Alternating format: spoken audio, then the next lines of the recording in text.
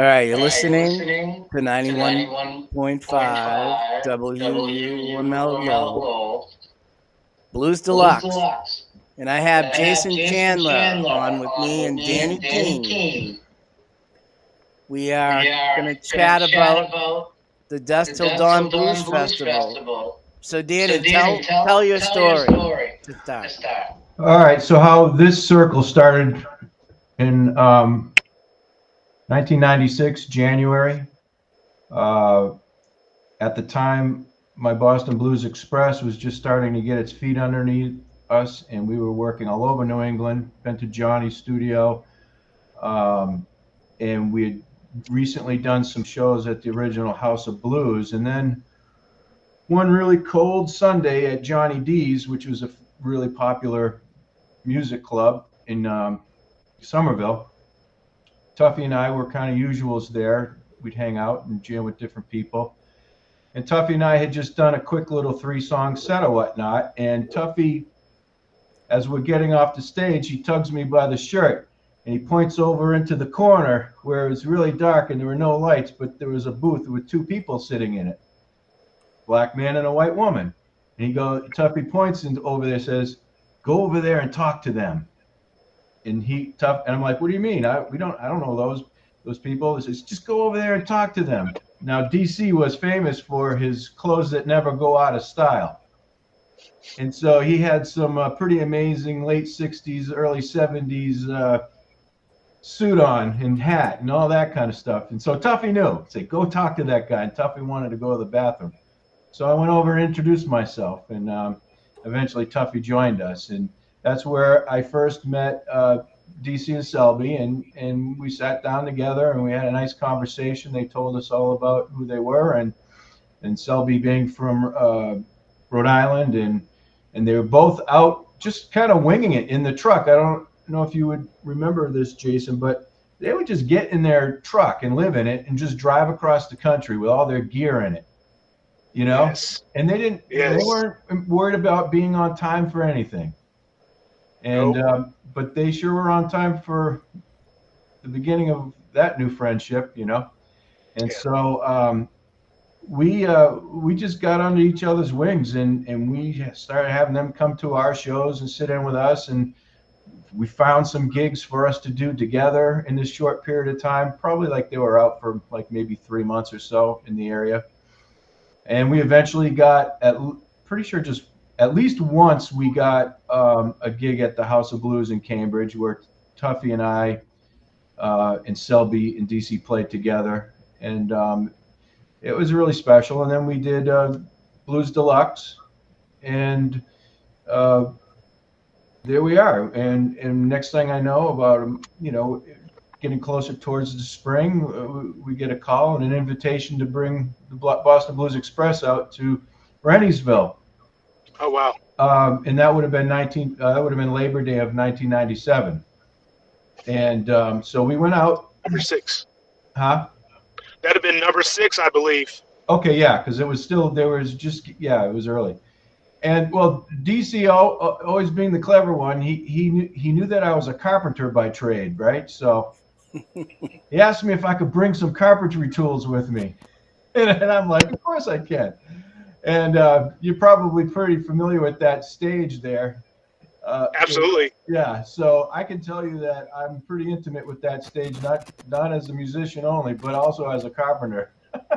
Oh, awesome, man. That's awesome. We use that stage every Sunday for jam sessions right now. Yeah, well, back then it was in pretty severe disrepair, and you know, I think it was actually I did some work that 97, but they asked us to come back for 98 too. So we came back for 98, and I think that's when I rebuilt the back stairs. There were back stairs that used to be back stairs that go up to the back of the stage, right? Something like Yep. that. And I was telling Johnny recently, now I have a pretty severe allergy to bees, and there was the biggest bee's nest I've ever seen stuck underneath that stage, and the bees were red and they were the size of my thumb, right? So I had to navigate everything I could to just focus on the job at hand and hope I didn't get stung, and everything worked out. but that's how that relationship started back in 96. That led to 97, 98. And then, we stayed in touch through 99 up until about 2001, somewhere in there. And Johnny, I'm almost positive somewhere in 2001 or late 2000. We it's like the lost show up at Yep. Blues Deluxe. They were up again, and then time passes on and people get back into their so you know the friendships always lasted, but people were just going their different ways, and I was having a hard time keeping my band together and all that kind of stuff. So but I do recall shortly after, not long after DC passed away, that Selby contacted me because DC was just like constantly writing lyrics and recording on his little 4-track or 8-track machine, So he had boxes of material that nobody had even heard yet.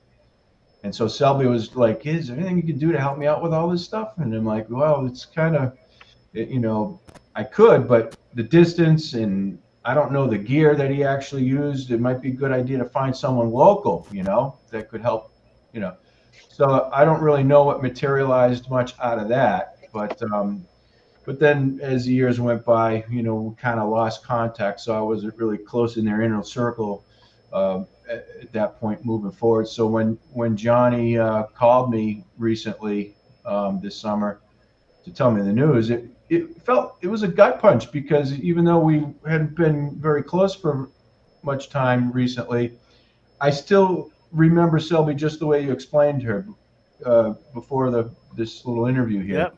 And she was just such a pure soul, and DC was too, for that matter. Yeah, no, when I said earlier when I said I didn't get that from DC, nothing bad about him at all.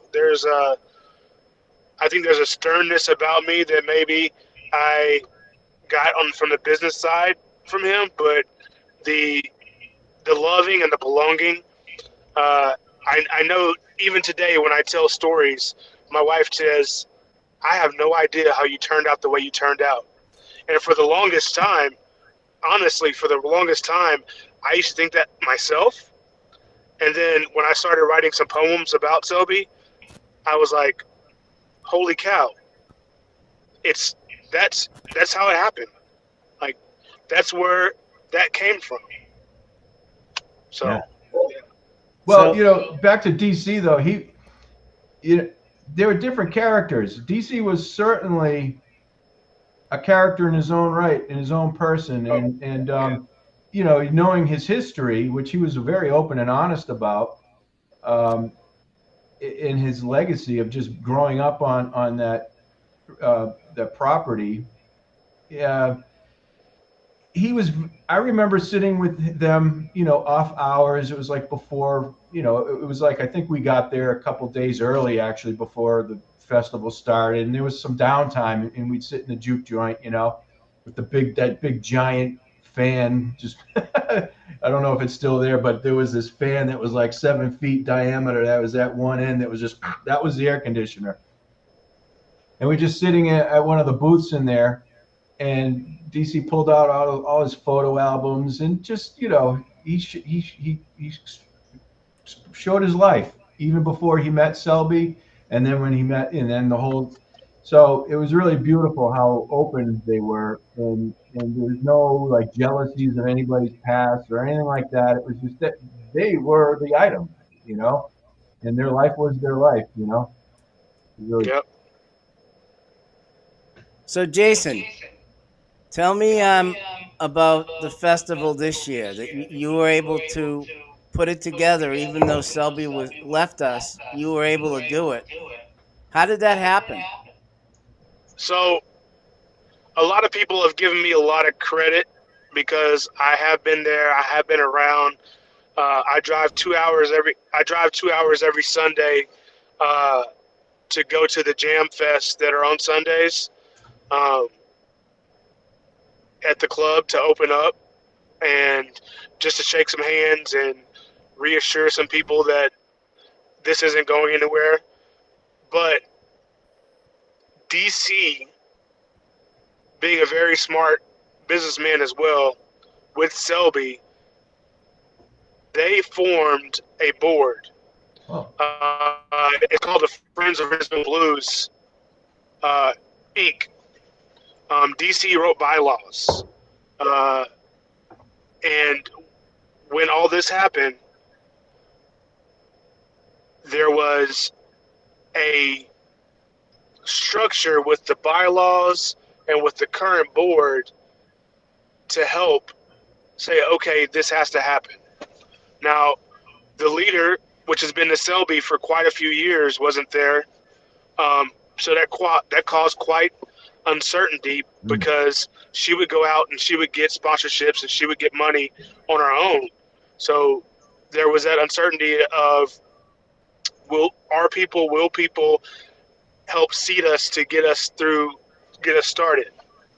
Well, as soon as we all rallied together and the board came together and started getting out there, sure enough, the community wanted to make sure this went on. So we got the money. We got Frames is a little hardware store in Shakota that always supplies us lumber and paint and lets us pay it afterwards. Let's get stuff on credit, just because they know that we don't have the money right there right away. So all the sponsors stepped up. The board stepped up. The volunteers. The boards are volunteers, but there's volunteers that come out to the club, and we have an outdoor stage, and the outdoor stage is in a pasture basically. So all year this pasture just grows and grows and grows, and they were able to brush hog it, mow it down. The stairs on the back side of the stage, the wood was rotten.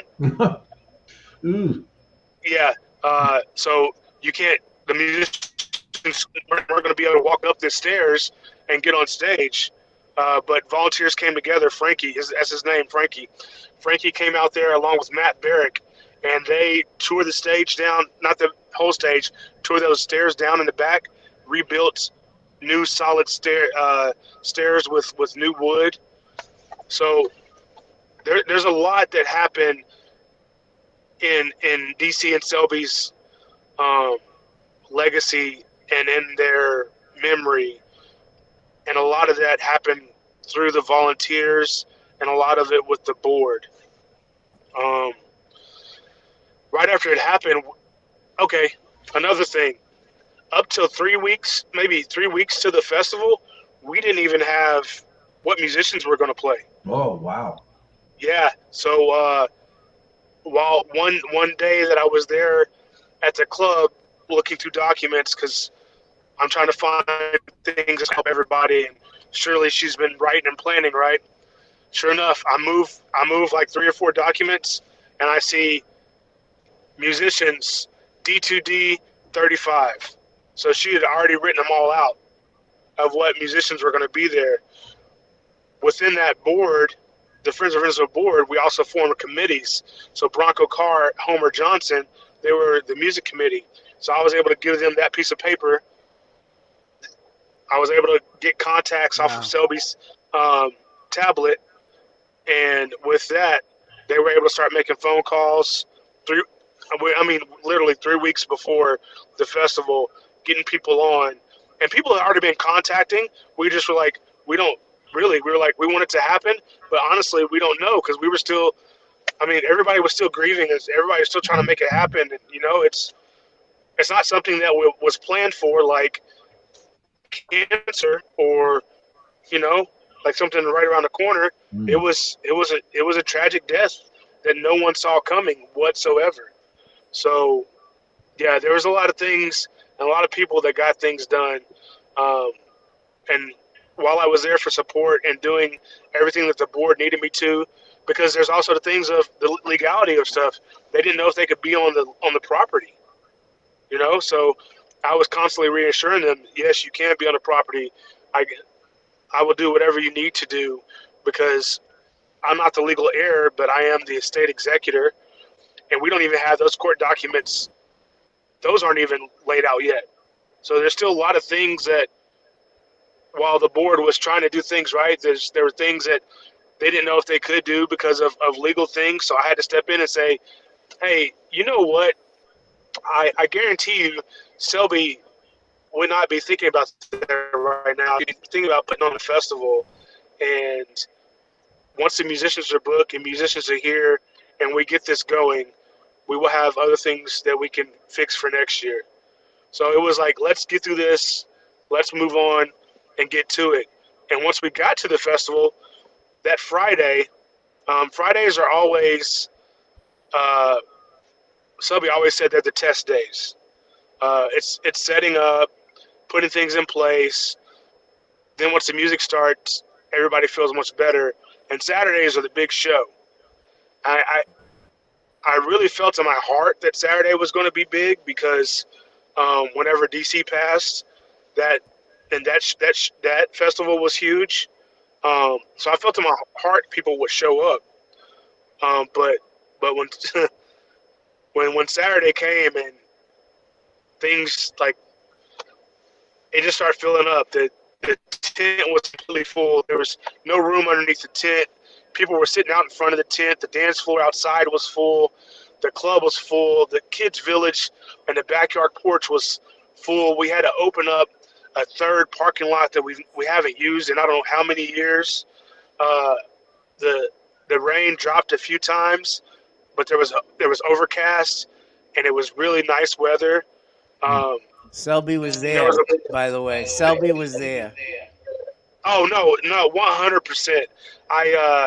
Governor Stitt put a proclamation in for that day, Saturday, and it was Selby Men Are Keeping the Blues Alive Day. So I got to read that proclamation on stage in front of everyone. And as I was reading it, that's one of the only few times that rain, it was a drizzle. It wasn't, it was more of a cry. I say it was tears of joy more than anything. That's when the rain came down. As soon as I got off the stage and walked off and I was taking the proclamation back to the club, it was bone dry. So yeah, and then we led into Sunday, which was also still amazing. Sunday usually just winds down, and Sunday has always been said that it's volunteer. Wow. He'll be back. There he is. The volunteers. So that show was amazing. I left early Sunday. I didn't stay till 3 o'clock or 4 o'clock, but I was told the next day, as soon as they locked the doors, as soon as they locked the doors on Sunday, they turned the key and the skies opened up. They couldn't see their way. They couldn't see their way to the cars because there was so much rain. So Selby held it off for us, and the board did a wonderful job helping us get it together. So this isn't going away. This isn't going away because as we talked about the current festival that was going on, 35, we had already started talking about 36. Every year. Let me also say this: I also haven't been to a festival in 11 years. So there was a lot of learning to do from some other people who have been around those 11 years that hadn't seen me. So I had to build some relationships and some trust with people who haven't seen me around. Or when they did see me, I was just a curly-haired little kid. So that was another part of it. There was a lot of things they were saying, well, we'll have to get you used to this and used to this. And I kept telling us, like, I promise you, as soon as we get started, you won't have to worry about me because I've done every job here. I was on picking up trash. I was in the carts, taking people back and forth to parking lots. I did sound. I did the office, paying musicians. Like, I did all that. So once they really saw that I was there and working and knew what I was doing, everybody kind of, I think everybody kind of exhaled a little bit. But as we were working towards 35 and getting 35 done, we're also talking about the best operations and what we can do for 36. and now on 36, what we can do for 36, 37, 38, 39, and keep it going. Because I can't let the legacy of DC and Selby die. Period. I can't. Um, my cousins, Michaela, who is really close, and Danny, who's really close to Selby. Danny actually lived with Selby for a little bit. Danny's the artist of the family, and Danny actually never really knew Selby as the blues musician. She always knew Selby as artist. So yeah, but they're super busy and they weren't around, and I feel like if it doesn't happen and something happens to where this festival doesn't keep going, it's because I let it not happen, and I can't let that not happen. Also, the board is in charge of making sure a festival happens, and they're actually going to have a trust to where they're entrusted with the festival, they're entrusted with the museum, they're entrusted with the Oklahoma Blues Hall of Fame. They're entrusted now with the jam session. So before Selby, everything happened with Selby, she actually wrote another grant that included 5 things: the museum, the Hall of Fame, the festival, the blues in schools, and jam sessions. So now the board is entrusted with all of that.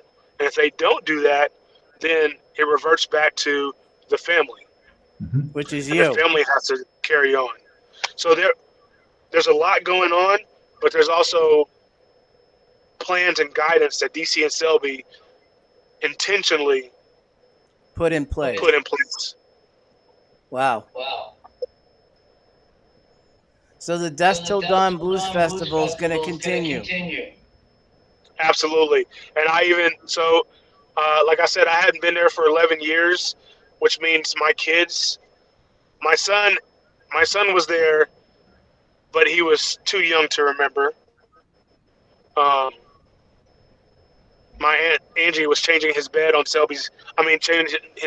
on Selby's bed the last time he was at the festival. So he came with me this time, and he got to see the things, and he was doing little small jobs.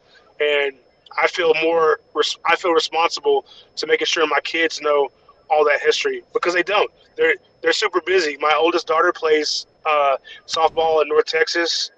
My twin girls play softball, and they're constantly busy. And I let that busyness make excuses for me. But one of DC's isms, his DC ism is everybody has the same 24 hours in a day. So you just got to find a way to make it work. And that's what I'm doing. Those few hours that I drive down on Sunday, it's a lot of me time to reflect on the legacy, and it really helps me with the guilt and shame that I did feel because I wasn't there. Because I don't play an instrument, and that's crazy. Like, I didn't learn guitar from DC or Selby, and I have a little bit of guilt and shame with that. But I do have about 10 guitars sitting in my possession right now.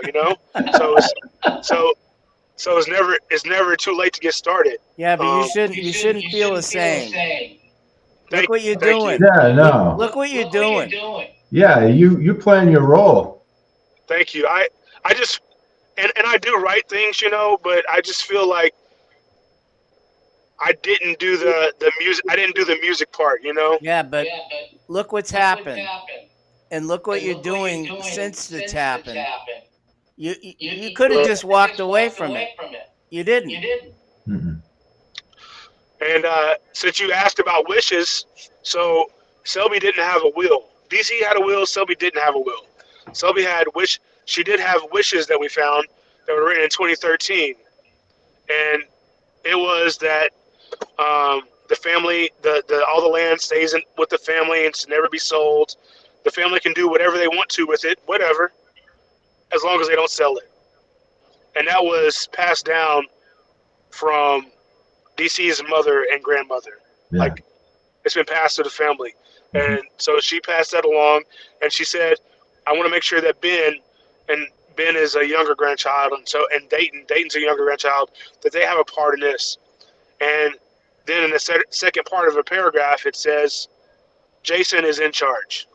And, yeah, and that I think that comforted me a lot, you know, and that helped with some of the guilt and shame that I wasn't there for the 11 years because I I knew she trusted me, but we never got the chance to say, "Hey, I really trust you," even though I know she trusts me because I'm counting out tons of He'll be back. That was great. Yeah. It's amazing that she wrote that and he got to find it.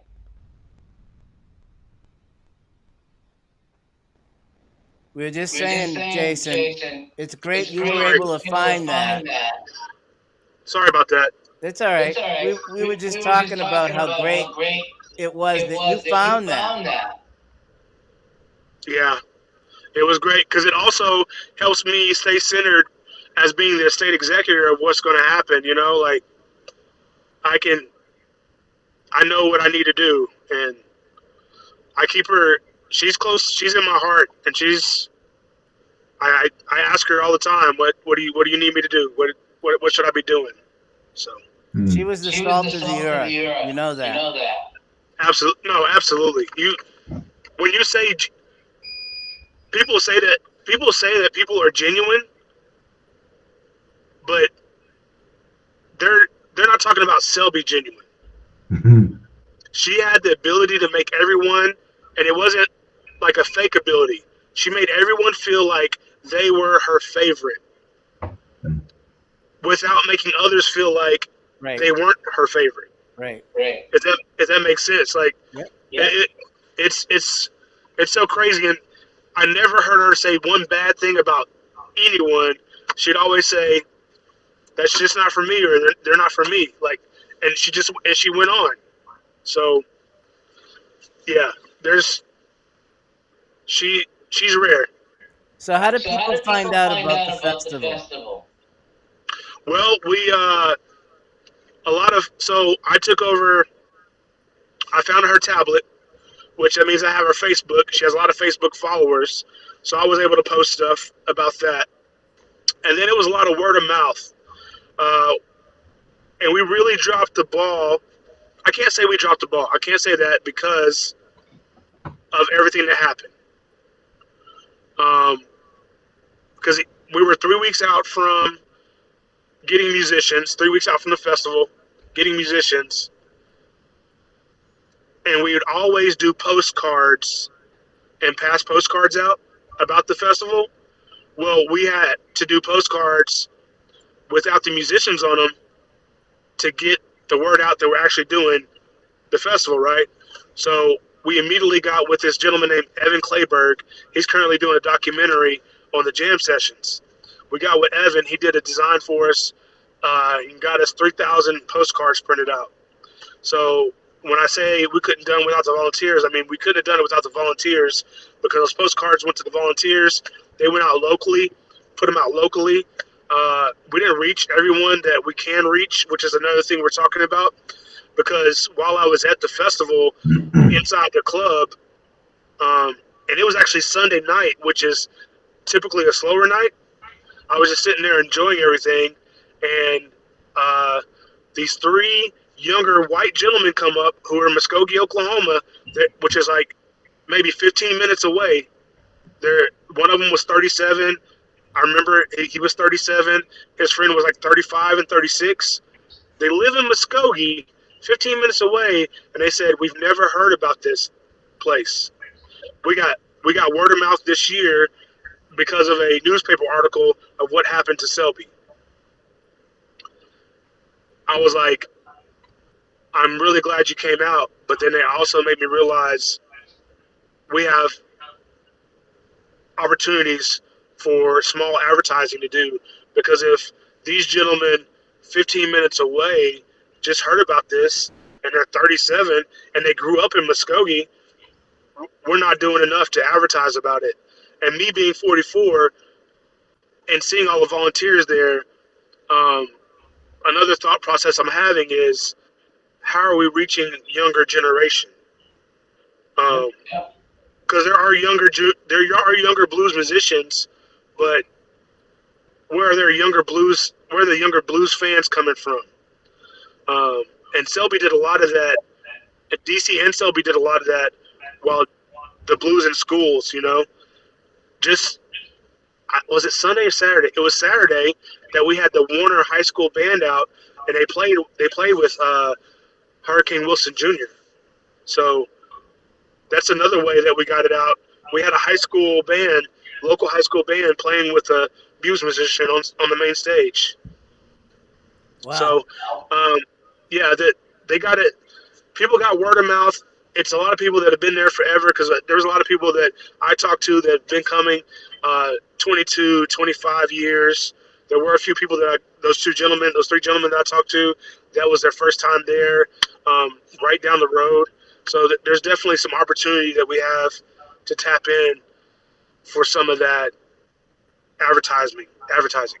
Talk a little bit about the club and the jam sessions.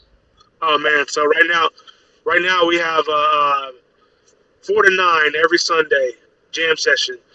The 4 to 5 is really open mic really, right away. So we have some opening acts, and what I love about it is there's this one gentleman plays that his name's Clutch. He gets on the stage with his guitar by himself, and he says, "I don't really know a lot of blues songs, but I'm gonna sing it from my heart." And he'll play, and it sounds bluesy. It might be a country song, but it sounds bluesy. You know what I'm saying? It might be a rock song, but it sounds bluesy. And just him getting, I think, I haven't asked his age, but I think he's 65, probably closer to 70. But just seeing him get up there and play in front of people, it might only be 5 or 6 people, maybe 7 or 8. That really makes me understand why it happens, why it happens the way it does, because it gives someone a stage who's been practicing at home to actually get on stage and perform in front of a few people. And that I love that. I love that also because I'm a chef, and while being a chef and having apprentices, you that apprentice gets time in front of people, and it just brightens their eyes. So I like that 4 to 5, and then 5 o'clock the house band goes on. We're calling the house band right now Selby's All-Star Band, made up of Bronco Carr, Tony Matthews, John Denault, Marijuana Mike, Homer Johnson, and Stretch Moon. So that's the house band right now. We're calling the Selby All-Star Band. They're amazing. They'll play from probably 5 to 6:30, and then they'll do another open mic. And by that time, people like Robert Glass comes in. Robert Glass is a great saxophone player, blues sax, and Robert has been coming to the Blues Club Festival since he's 14. I think he's 35 now. So he comes. Muskogee Sunrise comes. People just start showing up, and I can only think of, because I'm not a true musician, but I guess it's just a way for them to actually practice, right? DC had another great DCism that I read the other day, which was, so what? You played at an empty club. Now you're ready for the big show. So that makes me realize and understand how important the jams are for musicians to get there and actually play on a stage, so they get ready and they can go to a festival and play. Because we have drummers that come, and they usually switch out, and then I just realized that they actually go to festivals and they're backup drummers, and they actually drum with other people, so they're actually perfecting their craft. Mm-hmm. So the jam sessions have been really great, and I can't wait till we'll definitely stay in touch because I can't wait till Evan is done with his documentary on it, because he's also there every Sunday getting little interviews, getting clips. So yeah, jam sessions are going great. October, we're gonna have the Battle of the Bands because there's a big blues competition in Memphis. Yep, the IBC. IBC, yep. So we're doing a Battle of the Bands in October on the 11th and 12th, I believe, to figure out who's going to get sent to Memphis. So there's a lot of things going on, and we're still planning. And it feels great. I remember them bringing me a CD from a kid named Big G. Big G, I've heard Big G play several times. I don't know where he wasn't at the festival this year, but I remember Big G. Mm-hmm. Yeah, that was the CD they brought me and said, "This kid's great." He what? He is great. Yeah. So So it's gonna continue. You're dealing with 100%. all the legal things now with it. I take it. Yeah, and I don't think while that can be tricky, I think everything is we navigated well because the board, they have the executive committee of the board, they're really intent on doing business right. And they have bylaws, and they follow them to the T, which is good, but it wasn't always Selby's way. So I had to remind him a few times, hey, we're going to do this how Selby did it. I get you guys want to do business, but we're going to get this through how Selby did it because that's the only way we can make this festival happen. So there was a few times that we didn't really bump heads. I just told him it's going to have to happen like this right now, and then after the festival, we'll figure all that out. But yeah, the legal stuff won't be a problem at all. It's just a pain in the butt. I bet you get a lot of bands next year. Yeah, so about that, I think we'll get a lot of bands that want to do it. Bronco and Homer had this idea, and I told them we just got to make sure the percentage of local bands are going to be right, the same percentage, because that's what it's about, right? Putting on the festival to get the local bands that are around. Exposure. Exposure, put them on the back porch stage, getting them paid in some way, because that's what it's about. It's about getting musicians paid too, because we had 5 to 6 bands that I know of that didn't want to get paid, and I said give them their money and let them know if they don't want to get paid, they can give it back to us, but we're going to give them their money first. So I made sure we did that. But yeah, there were 5 to 6 that didn't want their money. But going back to that, there's probably be a lot of bands that want to come. But Homer and Bronco think keeping it to 30, 36, 37 instead of 50 bands would be much more quality. I didn't ask them why, because they're in charge of the committee, music committee. I just told them, let's just make sure that we have a good percentage of local people, our local bands, that are still getting that exposure. So I got a suggestion for you. Shoot. When you send that band to Memphis, get some promo material for the festival to take with them. So, how's that? That's perfect. I'll remember it. No, that's amazing. Yeah, because there's a big audience in Memphis. Oh yeah. And yes, Danny. You might get people from Memphis to come. Why not? Can I jump in? Yeah, go ahead.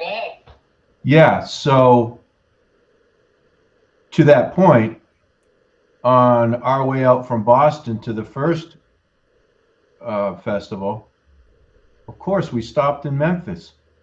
and we played in WC Handy Park. You know, I think there's a bigger picture here, even beyond the 35 years of the Dusseldorf Festival, and that land and the legacy and who DC was even before he met Selby was Bluesville. It's part of the national footprint. So it's, you know, it was the one of the, you know, a real juke joint still exists there. And 100%. Yeah. I've been to a couple in Mississippi on my way down to New Orleans and that kind of thing. But there's a legacy story here because that line from Texas up to Chicago, you might have heard the song "She Caught the Katy" from Taj Yes. Mahal. I mean that line goes right near the property. You know, it's one of the lines that go. And so, in the heyday of the 50s into the 60s, of these phenomenal blues musicians of the day, like Freddie King and all kinds of people that were going up and down, north, south.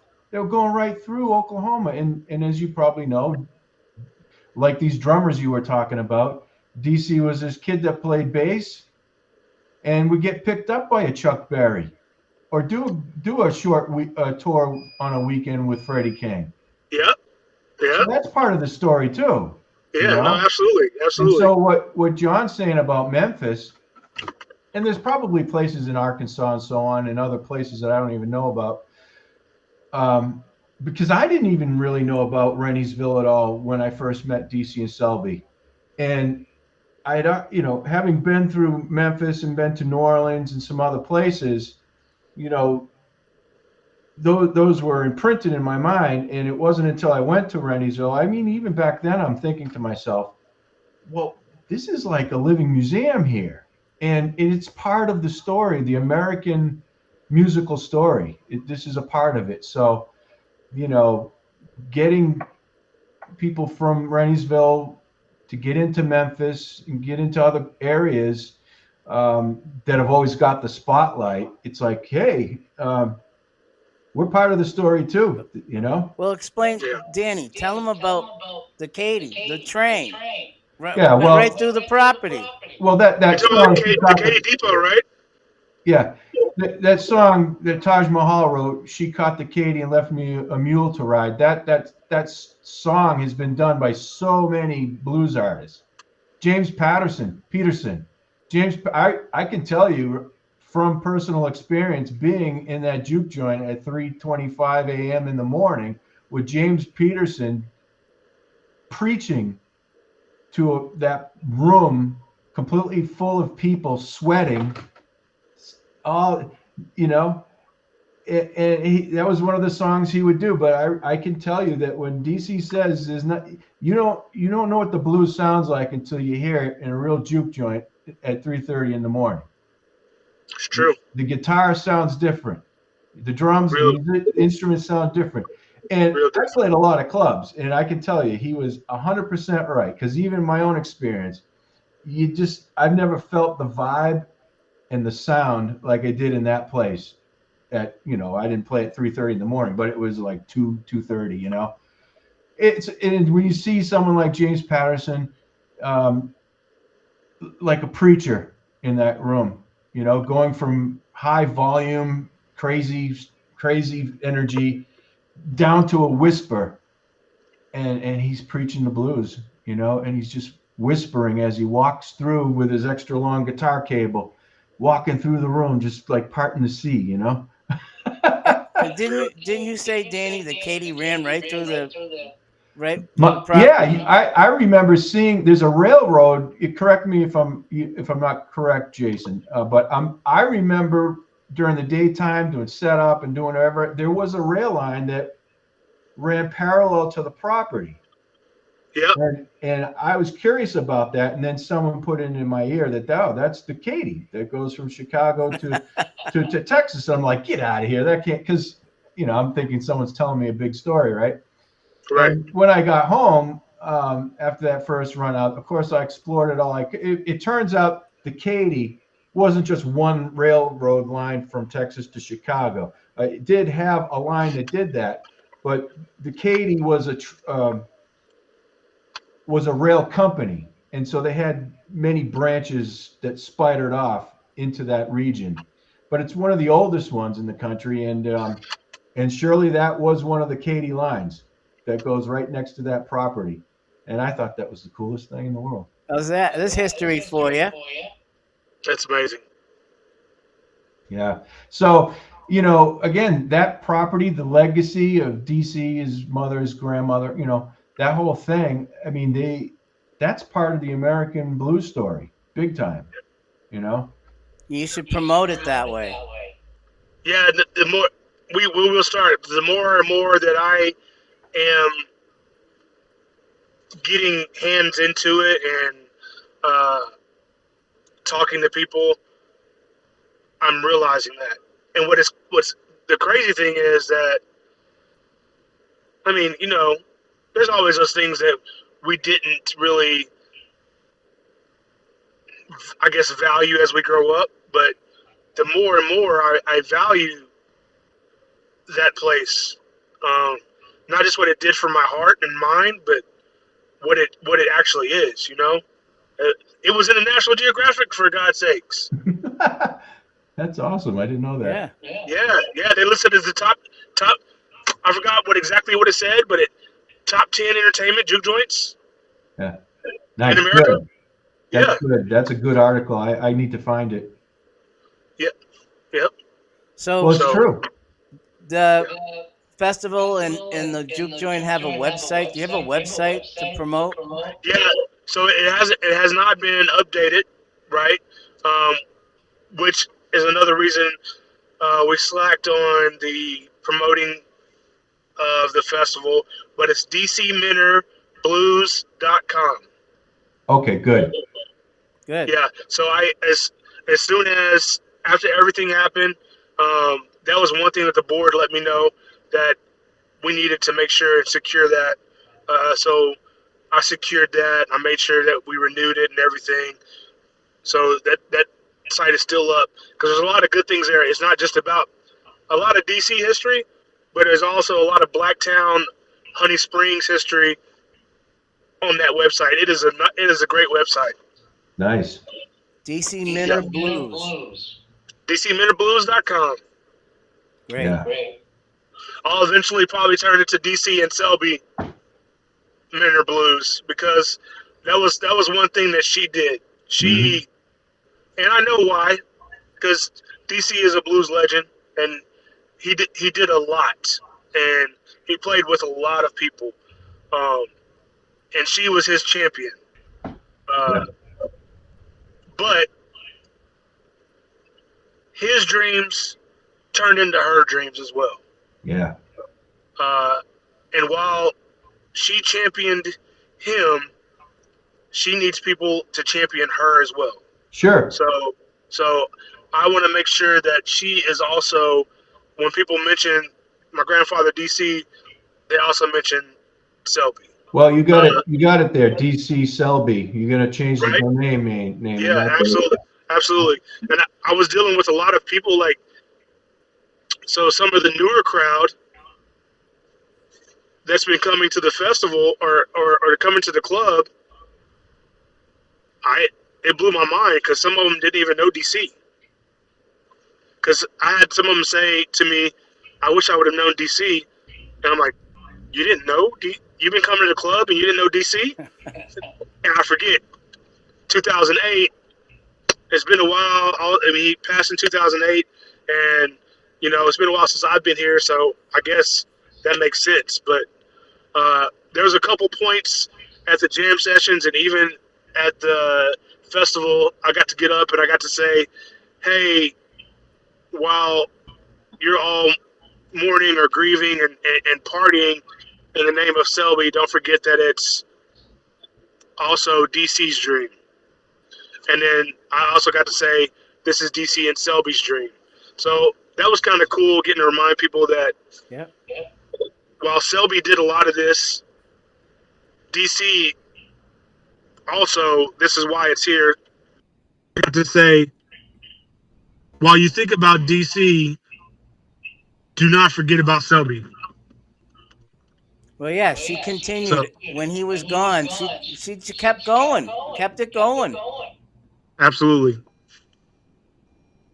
And like I said, I used to see her every so often when she'd come east, and she'd come find me. So I have a very fond memories of her. Yeah, I would challenge anyone in this world to say something.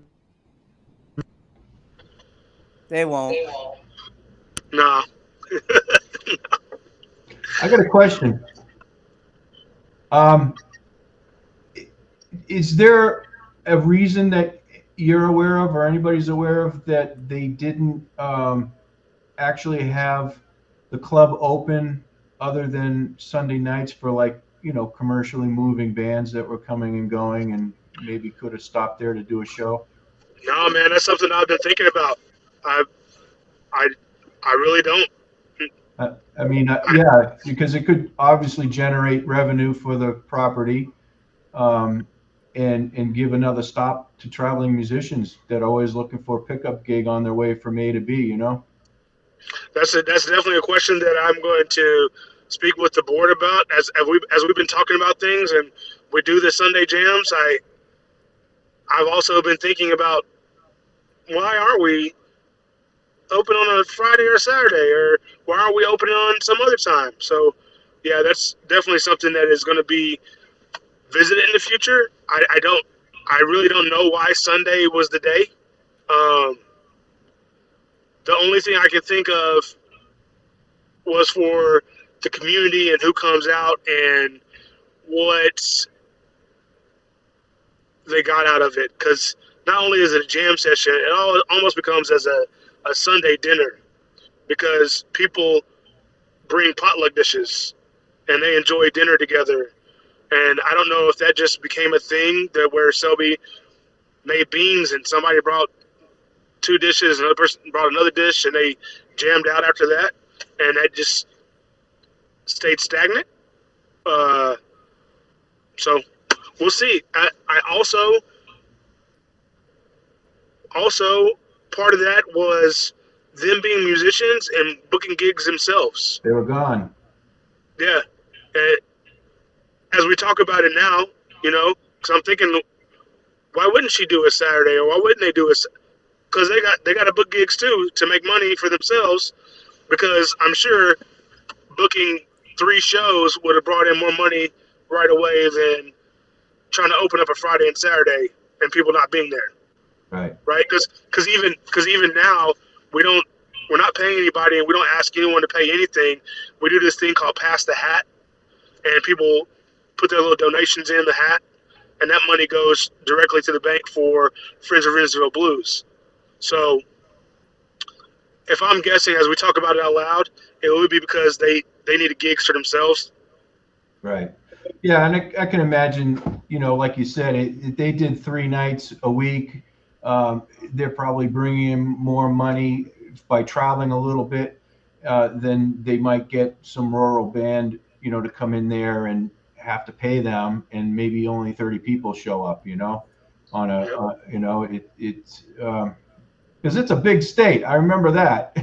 you gotta want to get someplace over there. No, yeah, you really do. Especially uh, unless we get like people from just Muskogee and Chakota, Warner, and Eufaula coming. Everywhere else, it's about an hour drive. Yeah. Um, so and Tulsa would be the really place to tap into, uh, just because all the history there Yeah. and yeah. So harder to tap into Oklahoma City. They have their own blues society, 2 hours away. Mhm. But still, that's no. I'm gonna bring up to the board, and we're gonna talk about that because once we get stable, I don't see why we couldn't do that. Especially if you're tapping into the, Oklahoma City, um, Blue Society. I mean, I don't Yep, know what that's like out there. I mean, I've had experiences with our own out here. they're Uh, just building it. yeah. So obviously, that you guys need to be joined at the hip, you know. Absolutely, absolutely. Well, Jason, I don't want to take much more of your time. We've taken about an hour of it. Okay. And I want to say thank you for everything. No, thank you. I really do appreciate it. I wasn't really prepared with anything, but so thank you for giving me a platform to talk about it. It really helps out. I didn't. I've been telling people I didn't I didn't cry until actually not even a real cry. I didn't really cry until Saturday afternoon. I heard what happened whenever she passed, and I was in a state of shock. And Like we all were. I, Yeah. yeah, and I even recited a poem at her funeral, and I thought that I wouldn't be able to recite it. I thought that sure enough I'd break down, but I didn't. I recited the poem, and I think it's just because one, she's been keeping me busy, uh, and two, there's so much love that other people had for her that fills me up. I had a reporter ask me what kind of hole that it left. What kind of hole did it leave? And I said, I honestly can't tell you that because I've been filled. That hole has been filled with love by other people because people will walk up to me and they will look at me and say, I'm really sorry for your loss. But I will look in their eyes and I would see that they lost something greater than I had almost, you know? So I had to start saying, no, I'm sorry for your loss, you know, because that was that was a lot. So thank you for the platform. Well, by the way, it really helps. you have a platform anytime you want it here. Thank you so much. Thank you so much. Once I get, because I also have a full time job and kids, but once I start putting more things in order, in organization, especially when we have a set plan for things, I'm definitely going to reach out to everybody who has reached out to me for not only advice but to help me move this forward and keep moving it forward. Well, you have me. Come back to me, and we'll promote anything that you want. Absolutely. All right? All right. Well, it's nice meeting you, Jason. Nice to meet Nice you. meeting you, Danny. Peace. Take care, Peace. Jason. Later. Bye-bye. Okay, Johnny, that was great. What'd you think of that? That was nice. You glad you were part of it? Well, yeah, sure, of course I am, because that was all very special to me, Yep. And it's funny how in life, our friends come and go, and then long periods of time go by, and boom, all of a sudden, here I am talking to Johnny again, and you're the same friend I had and remember back then. But it's like DC and Selby, we were we were running together, we were talking a lot, we shared stories, we had those moments, and just because you don't see them every day or every week or every year doesn't mean that thing isn't still alive. Right. And so what Jason could know is that when you shared the news with me about Selby, that was like a boulder that hit the center of Renniesville, and like a pond, the ripples just went to everybody that knew her, all the way to the East Coast, to the West Coast. Yep. So it really disturbed me for like a whole week for sure before I really kind of got it together and just was like, this is life and this is how it goes sometimes. And, you would never expect something like that, Nope. Well, Um, Danny, I'm going to let you go too. I'm going to stop the recording. All right. And I'm going to rebroadcast maybe this weekend. We'll see. All right. Good. All right. Good times. Bye. Thank you.